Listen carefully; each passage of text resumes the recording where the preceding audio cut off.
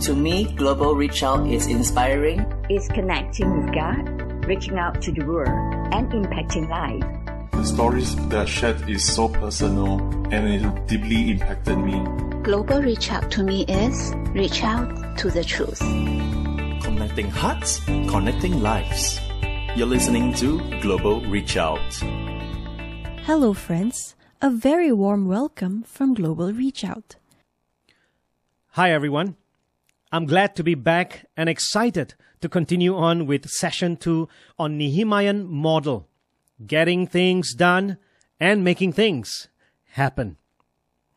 Let me begin with the historical background to Nehemiah today. In biblical history, there were two periods known as the exilic periods.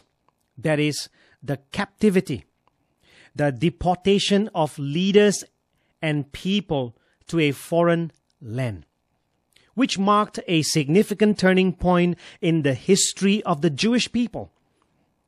The land of Judah, which was united under King David, was divided into the northern and southern kingdom with the passing of King Solomon. The first exile happened in the 8th century, 722 BC, with Assyrians conquering the northern kingdom named the Israel, and the fall of their capital Samaria and deporting people to Assyria. The second one happened in the 6th century, 586 BC, when the Babylonians conquered the southern kingdom named Judah and captured the capital of Jerusalem, followed by a deportation of some of the leaders and people to Babylon, while the rest were left behind. The exiles that took place were watershed events in the history of the people. Now you may ask, why is that so? Well, because, first, the exile happened as prophesied by the prophets because of the people's disobedience to God.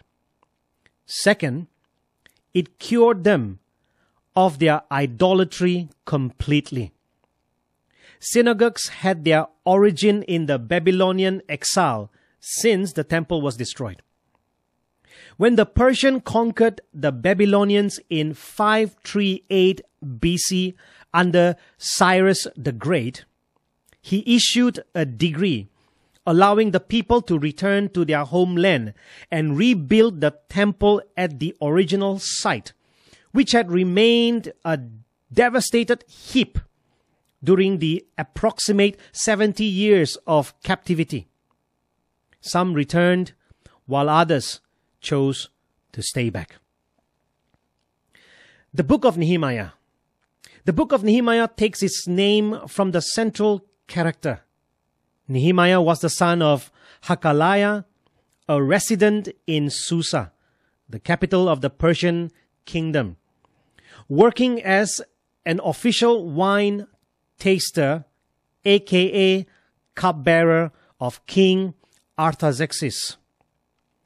From chapters 1 to 12, the span was about 12 years, 445 BC, followed by a long gap of time, about over 20 years. After Nehemiah chapter 12 and before Nehemiah chapter 13, he had served 2 governorships in Jerusalem. The first term from 445 BC to 433 BC. And second term beginning in 424 BC till 410 BC. 12 years ago, Ezra had returned with 1,750 people to rebuild Jerusalem, but were stopped from completing their task by divine decree. Hence, the city remained in ruins. Nehemiah is in the first person identified as Nehemiah, the governor of the Persian province of Judah. The mention of Darius the Persian in Nehemiah chapter 12 verse 22 is taken by scholars to refer to Darius II, who ruled from 423 to 404 BC, the successor of Artaxerxes I. Nehemiah could have written the book perhaps sometime after Darius' second reign. The history of the book covers between 445 to 431 BC. Originally, Ezra and Nehemiah, these two books, were read as one single book in the Septuagint and Hebrew Bible for many years. You know why? Because of the historical narrative flow from Ezra through Nehemiah. Both the Septuagint and the Latin Vulgate named the book of Nehemiah as Second Ezra. With that historical background of the book, let me now dive into the exposition of Nehemiah. For today, I will cover Nehemiah chapter 1, verse 1, 2, and 3. And this segment has to do with the sad report that Nehemiah receives from his brother. When Nehemiah heard about the conditions in Jerusalem from his brother and others, he became distressed. After prayer, he sought the king's permission to return to the land Judah, to rebuild the walls and re-instruct the people in the law.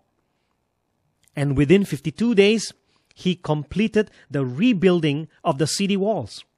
He came back to Jerusalem after that, perhaps a year later, and his reforms, which he completed perhaps in a few weeks or months, are recorded in the book.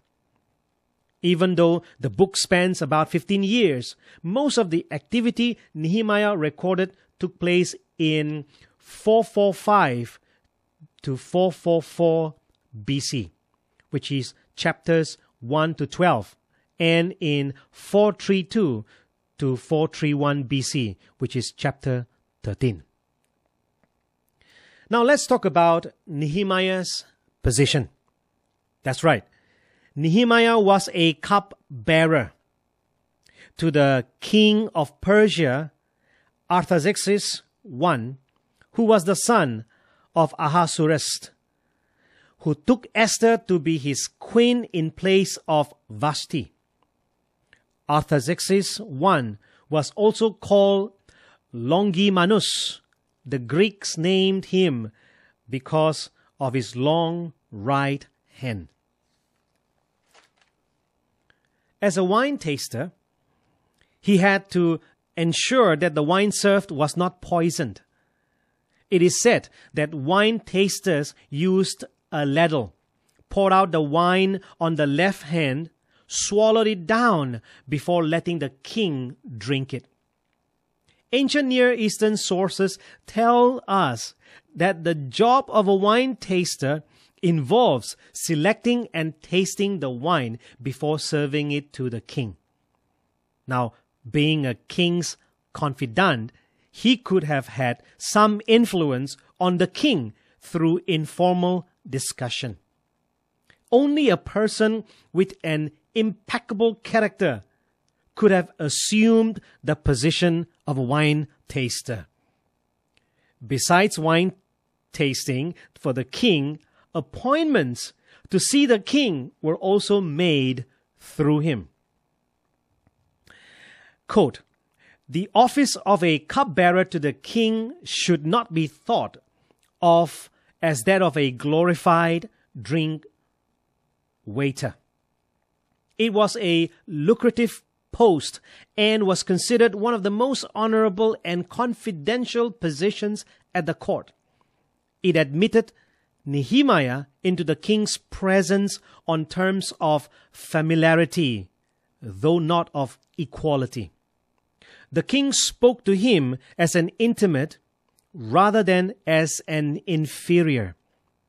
Persian monarchs were served by a number of cupbearers, probably as a safety measure, since they were constantly in danger of being poisoned. Each cupbearer served for 4 months at a time, a fact that made it possible for Nehemiah to be granted leave. End quote by Sanders. Now the question is this. How did Nehemiah, right? Think about this. How did Nehemiah end up in that job and be trusted by the king? Now, unfortunately, his memoirs do not tell us. Nehemiah was a Jew, a minority, exiled in a pagan land, and had little chances to rise up to be a cupbearer. Surely the Persian monarch would want a Persian to be his cupbearer, isn't it? Yet, the Persian monarch chose him, a Jew. What an honor! To have become a wine taster meant he was trusted by the king. Hence, his integrity and loyalty must have been tested. It was definitely a risky job, because he would have been the first person to die should poison be found in the wine. Now here are some information about the city walls that are recorded in verses 1, 2, and 3. Hanani, the brother of Nehemiah, and a few others came to seek Nehemiah out and reported that the city walls were left in ruins. Scholars share of the opinion that these were not the walls destroyed by Nebuchadnezzar in 586 BC. So then, what caused the city walls to be in ruins? Unfortunately, we don't know, because the text is silent. But what we do know is this: the ruined walls brought about disgrace because foreigners could taunt them about their God, who was powerless to protect them because their walls were broken.